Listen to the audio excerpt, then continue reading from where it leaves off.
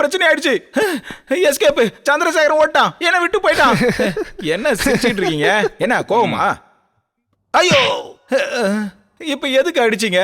நீ ஷாக் ஆகதான். இங்க பாருங்க, இன்னும் தாமதிக்க வேண்டாம், சடங்கெல்லாம் அதுக்கு ஆரம்பிங்க. பையன் வேணாமா? ஐயோ, நான் வேற வீட்டுக்குள்ள வந்துட்டேன்னா என்ன? இல்ல இது நம்ம வீடுதான். ஆமா, என்ன எல்லாரும் இங்க?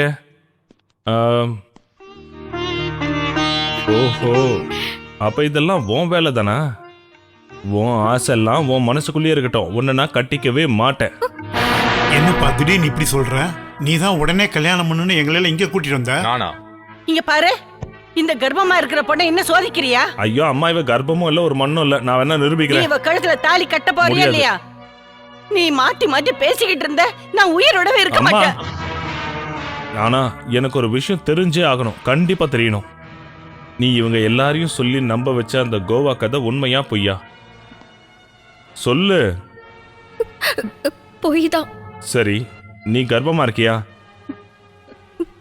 இல்ல,